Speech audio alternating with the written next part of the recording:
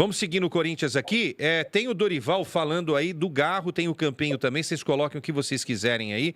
Porque o Garro, o Isa e Carol, o Garro realmente não conseguiu entregar tudo que podia nesse ano. Foi um ano ruim, teve o problema lá do atropelamento e da morte lá na Argentina, contusões sucessivas, saiu, foi para a Espanha.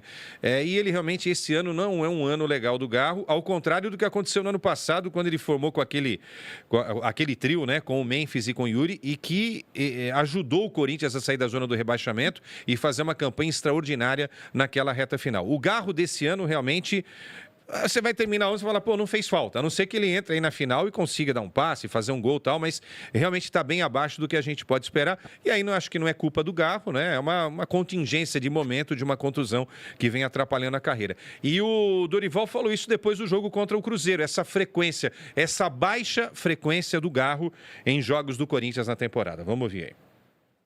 Parte tática eu não vou falar nada, porque eu acho que é uma disputa, 4 dias apenas de diferença e não tem que ficar colocando em sentido nenhum, tanto positivo quanto negativamente.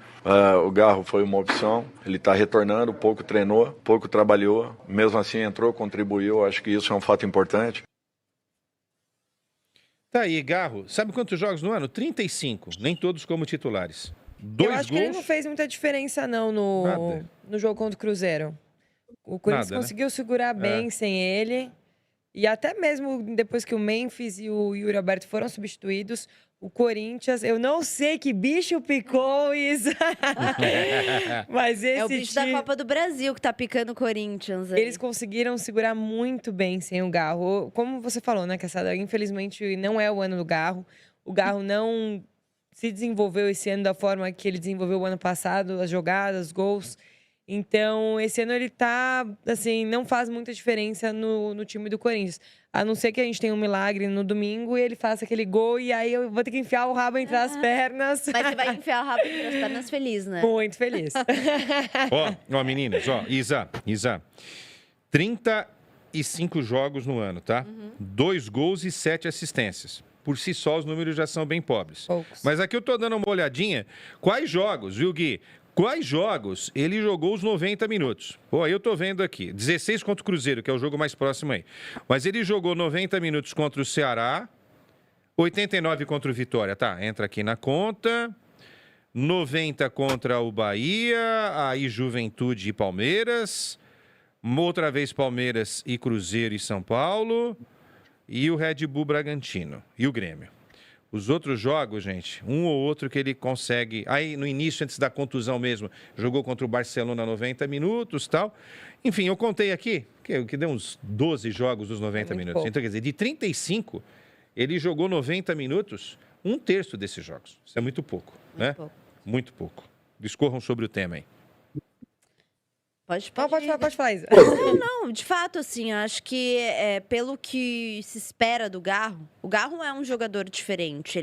A gente falava muito, né, sobre a qualidade que ele tem antes dessa fase ruim dele, que é uma qualidade de um camisa 10 que pouco se vê hoje no futebol. Em geral, né? Sim. Porque aquele 10 clássico mesmo, ele tá meio em extinção nos campeonatos, enfim, ao redor do mundo, né? Pelo estilo de jogo hoje, que é muito mais pela ponta, aquela coisa mais posicional e tudo mais. E, enfim, a gente sente falta de um camisa 10 clássico. E o Garro, ele é esse cara que pode ser esse camisa 10 clássico. Ele tem características para isso. Mas, realmente, depois do acidente, depois das lesões, ele não voltou a jogar como ele estava jogando no primeiro semestre desse ano, como ele jogou no final do ano passado, e de toda a importância que ele teve para o Corinthians, principalmente se livrando do rebaixamento, no título do Campeonato Paulista. A gente sabe que o Garro pode entregar, mas ele tem tido dificuldades, né? Agora, é um jogador que não dá para descartar. É um jogador que pode entrar e pode fazer a diferença. A boa notícia é que o Corinthians tem também Memphis, que é um jogador diferente. Tem o Yuri Alberto, que tudo bem, ele tem momentos, mas é um jogador que pode ser decisivo, sim. Então, Eu acho bom até, é uma boa notícia, entre aspas, para a torcida do Corinthians não depender exclusivamente de um jogador, né? Da genialidade de um jogador. Com certeza. Então, ele pode fazer a diferença, mas ele não tá num bom momento. Daqui a pouco a Carol vai falar do Trio Gin, tá? Mas eu começo com você a respeito do Garro e uma informação do Trio Gin, tá? 14 jogos na temporada, tá? Os 3 estiveram juntos. Gente, muito pouco. Garro, Yuri Alberto Muito e Memphis, tá? O Corinthians fez 70 e poucos jogos, agora me foge, mas 70 e poucos jogos do Corinthians. Vê pra mim, é só pra gente... 14 jogos, gente, 14 jogos. Quando o Trio Gin está em campo, 9 vitórias, 2 empates e 3 derrotas, um aproveitamento de 69%. Isso quer dizer o quê? Se esses caras estivessem em campo o ano todo, que é algo impossível, o Corinthians bateria 69% de aproveitamento se mantivesse essa média. Que é o aproveitamento de quem no Campeonato Brasileiro? Do Flamengo, campeão brasileiro. Olha só como o Corinthians é tão dependente desses jogadores, desse trio. E aí, Gui? Pesada, vocês sabem que eu gosto muito do Garro, né? Até no cara a cara que a gente tinha colocado o Garro, eu falei que eu acho ele até mais genial que o Matheus Pereira, né? Mas o Matheus Pereira vinha no melhor momento. Agora, eu tô um pouco na linha do que a Carol falou, cara. Eu acho que o Garro, pensando nessa vantagem de 1-0, que o Cruzeiro vai pressionar, o Cruzeiro é um time que se escapa da primeira pressão, acelera muito rápido e transita muito rápido, e é muito perigoso. Eu realmente fico pensando, cara, se o Corinthians jogar com o Garro, ele tem chance de perder o controle do jogo, né? Porque o Memphis, o Yuri e o Garro, apesar desse bom aproveitamento, eles são jogadores que não colaboram, acho que até naturalmente pela posição e pelas características defensivamente, né? Então, acho que se o Corinthians tiver um meio campo ali com o Martínez, com o Ranieri, com o Carrijo, com o Bidon, quem sabe o André entrando, eu acho que o Corinthians tem chance de fazer um jogo mais equilibrado. Não estou falando para abdicar do jogo, para não criar, mas sim para saber jogar com inteligência, né? Porque o Dorival, ele soube jogar com muita inteligência, tirando esses espaços do Cruzeiro, né? Porque a gente viu naquele 3-0 no Campeonato Brasileiro que o Cruzeiro, ele deu muito trabalho para o Corinthians, realmente atacando em transição, em velocidade, que é a melhor marca desse time do Léo Jardim, né? E você tirando esse espaço do Cruzeiro, é um time que tem dificuldade para criar contra defesas fechadas e bem posicionadas. Tanto que cruzou 39 bolas na área e acertou só 4, se eu não estou enganado, na cabeça ou no pé de um outro atleta do próprio clube.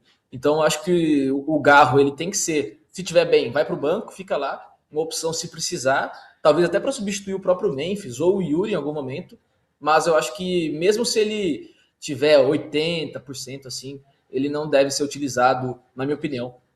Mas por questão tática mesmo, por questão de estratégia, principalmente pelo 1-0 em vantagem já. E aí no segundo tempo, o Dorival tem um banco. O Vitinho entrou bem no jogo, hein? O Vitinho entrou muito bem. muito deu um bem drible ali no meio da caneta do jogador. Ia ser um golaço. Né? Aí você tem Guinegão no banco, que é uma bela opção. Você tem o moleque André. O André, que é muito bom. Bela opção. Até o Dieguinho. Tudo bem, eu tô falando dos mais moleques, né? Aí você tem o Garro, que pode entrar faltando uns 20 minutos, que é um cara que sabe segurar a bola, mas não tem essa pegada que a gente está discutindo que o Gui falou, porque é um jogo de pegada. Sim. O Garro não tem essa pegada, já teve. Ele não tem condição física de suportar um jogo desse tamanho, né? E vai ser um jogo de muito contato. O Cruzeiro vai correr atrás do resultado. O Cruzeiro vai, com sangue nos olhos, né? Então, é isso. Agora, com o Gin é uma coisa. A Isa levantou quantos jogos do Corinthians? Jogos. 71. Aí eu fiz uma conta de porcentagem, tá? Então, de 71 jogos do Corinthians no ano, o trio Gin, né? Garro, Yuri e Memphis, esse trio jogou 14 partidas só. Isso dá 19%, 20%, vamos arredondar. 20% dos jogos do Corinthians no ano. É muito pouco. Isso é um absurdo, né? Eu não colocaria o Garro também, os 90 minutos para jogar. Eu acho que ele, foi o que o Gui falou, né? Talvez ele mais atrapalhe do que ele ajude o time. Eu faria o que o Dorival fez, colocar ele, assim, 20 minutos no segundo tempo, 30 minutos. Mas o time que está montado do jeito que está, para mim, ele está perfeito. Eu não mexeria em nada. Os meninos, eu acho que tá uma mistura entre, vamos dizer assim, jogadores experientes e os meninos de base. Que tá com muita garra, tá um mix desse time. E você vê que tá muito unido e tá organizado, né? Defensivamente, não tem nem o que falar. André Ramalho, o que aconteceu com ele? Jogou muito. Voltou a jogar bem, Voltou né? a jogar ele teve muito. uma queda e depois, né? Voltou a jogar muito. Vamos colocar o time na tela para a Carol, a Isa e o Gui também analisarem, né? Eu concordo. Eu acho que eu repetiria essa Eu não mudi- essa eu deixaria escalação. Eu acho que não tem muito que. Tudo bem, você pode eventualmente colocar um Choca ali no lugar do Ramalho, ok.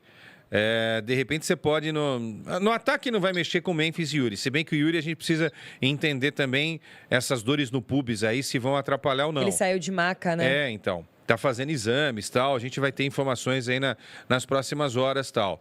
Mas olha, gente, esse é o time, ó. Hugo Souza, Mateuzinho, Ramalho, Gustavo Henrique, Bidu, Martínez, Carrillo, Maicon, Bidon um pouquinho mais à frente, como se estivesse fazendo aquela função do Garro, né? O mini Garro, eu chamo o Bidon de mini Garro, e Yuri e Memphis. Essa é a formação. Ou seja, aquela velha história, né? Não vai mexer com aquilo que deu certo. Ah, mas Quesada, uma coisa é jogar contra o Cruzeiro no Mineirão, outra coisa é jogar com o Cruzeiro em casa. Não. É a mesma coisa, cara. A postura é a postura. Se o Corinthians tiver a mesma postura de pegada com essa escalação, ele vai jogar um bom jogo também. E acho que vai precisar até mais, porque o Cruzeiro vai vir com a faca nos dentes. Eu repetiria isso daí. Vocês mudariam alguma coisa? Isa, depois a Carol e o Gui. Não, acho que existe aquela frase que é clichê, mas que a gente conhece. Que a gente sempre usa. Que a gente sempre usa. Em time que se tá ganhando, não se mexe, né? Pois é. Então, se tá bom, se deu certo, não acho que tem que mexer em nada, não. E aí, Carol? Eu concordo. Você já defendeu que tem que ser essa escalação aí. Já, né? Eu tô tentando não usar o meu lado clubismo, mas assim, o time tá muito bom, né? Tá a defesa, o Bidon, ele tem uma personalidade, ele conseguiu entrar na cabeça dos cruzeirenses, assim, de uma forma que fez toda a diferença no jogo. O Carrillo jogou ali pela lateral direita, ele tava sozinho, né? Ele conseguiu jogar sozinho ali e não houve, né, nenhum dos jogadores para poder impedi-lo ali de jogar, então ele soube aproveitar bem a bola. Quando ele pega na bola e chuta, cruza, ele é muito bom, né, com os pés nessa parte de cruzar. E não mexeria em nada. Esse time aí, para mim, eu tô contando segundos, minutos e horas para que chegue logo domingo. Carol tá ansiosa. Ô, Gui, você meio que já defendeu também aí, né, a manutenção de algo que deu certo, mas o que você faria de diferente pensando num segundo tempo? De repente, vamos lá, vou inventar um cenário para você. O Corinthians faz 1-0, tá? No segundo tempo, você muda o quê aí? Ou o Corinthians toma um gol, né? O que você muda? Vamos lá, o Corinthians toma um gol, vai. O que você mudaria aí para um segundo tempo? Se acontecer de tomar um gol no primeiro tempo? Você é o técnico cara, você agora me pegou, hein? do Rivalzinho. Você é o técnico agora do Rivalzinho. Você me pegou. Cara, se toma um gol, eu acho que aí a opção... Eu gosto muito do Bidon. Eu gosto muito do... É que toma um gol, tá 0-0, né? Se toma um gol, tá 0-0. Tá tudo empatado, tudo igual. Se toma um gol, acho que dá para manter pro segundo tempo e aí ir mesclando, né? Jogadores que estão mais cansados, tira um, coloca outro que tá mais em forma, né, no banco, que não tá cansado, que tá 100%. Agora, se toma 2 gols, aí eu acho que é apelar pro protocolo Rodrigo Garro, né? Aí você tira um dos volantes ali, eu acho que talvez você pode até abrir mão do Maicon ou do Martínez, né? E colocar o Garro para fazer uma dupla mais criativa ali com o Garro e com o Bidon, ou com o Carrillo ali mesmo, passando muito pela direita, né? Fazendo aquela dupla com o Mateuzinho. Então, agora, se você fala, se o Corinthians abre 1-0, Quesada, aí eu já acho que não precisa mexer no intervalo, mas lá para os 20, 15 do segundo tempo, eu acho que aí você pode tirar o Memphis, voltar para aquele 5-3-2, né? 5-4-1 que o Dorival já usou algumas vezes e segurar o Cruzeiro, porque como eu falei, cara, não dá para dar espaço para esse Cruzeiro. O Matheus Pereira é muito esperto, muito habilidoso para achar a bola. O Sinisterra ou o Arroio são rápidos e o Caio Jorge é uma flecha ali na frente, muito forte, e faz uma temporada muito boa. Não dá espaço, não dá mole, porque o Corinthians tem a vantagem, que é uma vantagem pequena, beleza, vantagem mínima, mas é uma vantagem e tanto. E para mim é favorito. Nem perguntou se é favorito, mas eu acho que o Corinthians é favorito para passar. Não era,